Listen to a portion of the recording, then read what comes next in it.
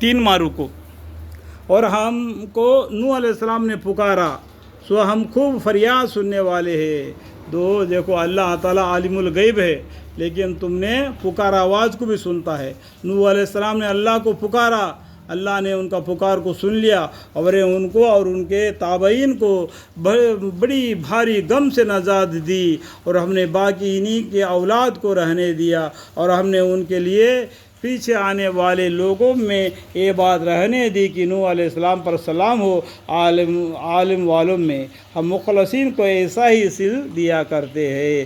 بے شک وہ ہمارے ایماندار بندوں میں سے تھے، پھر ہم نے دوسرے لوگوں کو یعنی کافروں کو غرق کر دیا. اور نوح علیہ السلام کے طریقہ والوں میں سے ابراہیم علیہ السلام بھی تھے. ابراہیم علیہ السلام کس کے طریقے میں تھے؟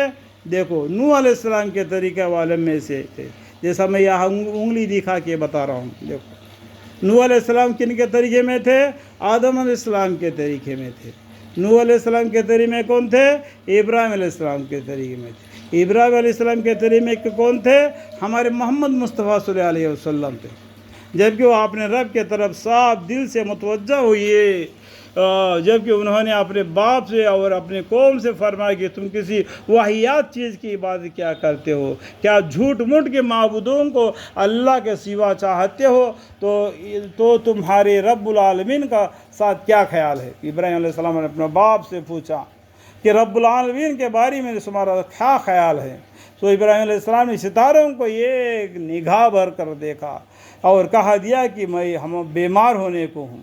غرض وہ لوگ ان کو چھوڑ کر چلے گئے تو یہ ان کے ہاتھوں میں جا گھسے، ان کے بتوں کے مکان میں جا گھسے اور کہنے لگے کیا تم کھاتے نہیں ہو؟ تو تم کو کیا ہوا؟ تم تو بولتے بھی نہیں ہو. پھر ان پر قوت کے ساتھ یہ جا پڑے اور مارنے لگے. تو وہ لوگ ان کے پاس دوڑتے ہوئے آئے. ابراہیم علیہ السلام نے فرمایا کیا تم ان چیزوں کو پوجتے ہو جن کو خود تراشتے ہو، خود اپنے ہاتھوں سے بنا کر اسی کو پوجا کرتے ہو؟ حالانکہ تم کو اور تمہاری ان بنائی ہوئی چیزوں کو اللہ ہی نے پیدا کیا ہے. وہ بھی ایک دن انسان تھے، اپنے زندگی گزار کر اپنی زندگی ختم کر کے وہ برزخ میں چلے گئے. تم بھی ابھی انسان ہیں، تم بھی ایک دن مرے گا، برزخ میں زندگی میں جائے گا. وہ جو مرے ہوئے آدمی کا بت بنا کے تم اس کی عبادت کرتے ہو تو شرک میں مبتلا ہو جاؤ گے. حالانکہ تم کو اور تمہاری ان بنائی ہوئی چیزوں کو اللہ ہی نے پیدا کیا ہے. وہ لوگ کہنے لگے کہ ابراہیم علیہ السلام کے لیے ایک آتش خانہ تیار کرو. ان بتوں کو توڑنے کی وجہ سے ابراہیم علیہ السلام کے لیے سزا کیا بنایا انہوں نے؟ آگ کا تعمیر کرو اور اس کو دھاکتی آگ میں ڈال دو.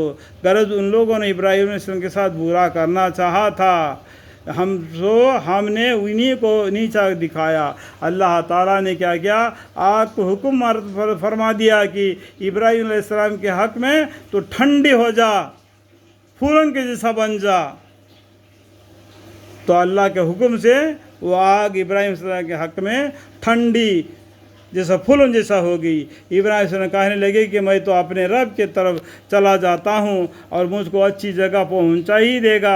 اے میرے رب مجھ کو ایک نیک فرزند دے. سو ہم نے ان کو ایک علیم المجاز فرزند کے بشارت دی. سو جب وہ لڑکا ایسی عمر کو پہنچا کہ ابراہیم علیہ السلام کے ساتھ چلنے پھرنے لگا تو ابراہیم علیہ السلام نے فرمایا کہ برخوردار میں خواب میں دیکھتا ہوں. وہ لڑکا کون ہے؟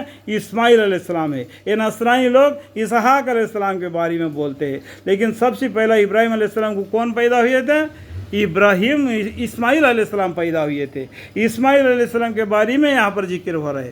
تو ابراہیم علیہ السلام نے فرمایا کہ برخوردار میں خواب میں دیکھتا ہوں کہ میں تم کو میری الہی علیہ اللہ کے حکم سے ذبح کر رہا ہوں. سو تم بھی سوچ لو کہ تمہاری کیا رائے ہے. آپ بولے کہ ابا جان آپ کو جو حکم ہوا ہے آپ بلا تعویل کیجئے، انشاءاللہ تعالی آپ مجھ کو سحر کرنے والوں میں سے پاویں گے.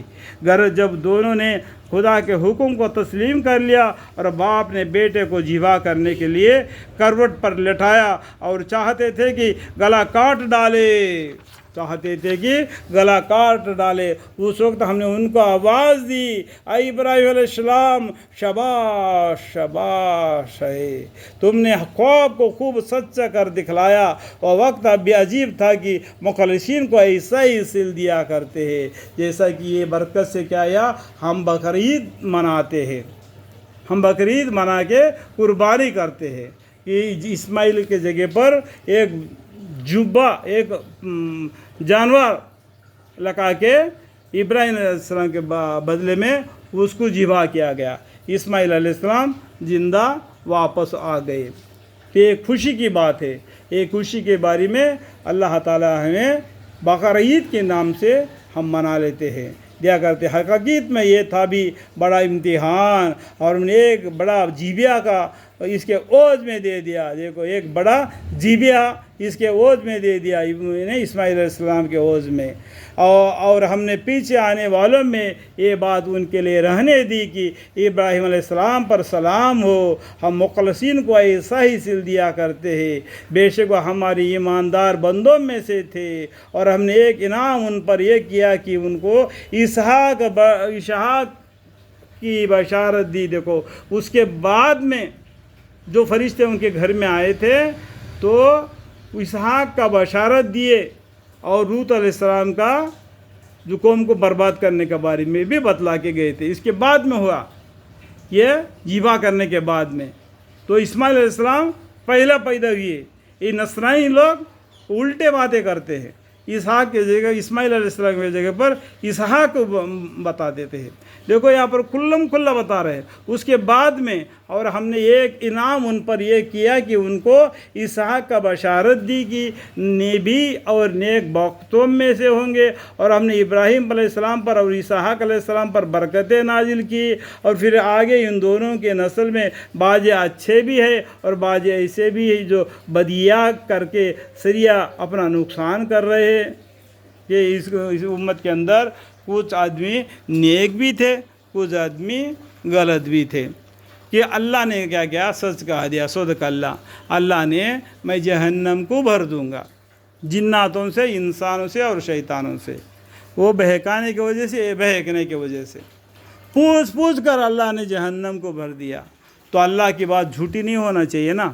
صدق اللہ، اللہ ہمیں معاف فرمائے، جہنم کے عذاب سے ہمیں حفاظت فرمائے، اللہ کی رحمت سے، اللہ کے فضل و کرم سے اپنے زندگی دین اسلام کی راہ پر گزارے، اور پھر جنت الفردوس کی نصیب عطا فرمائیں۔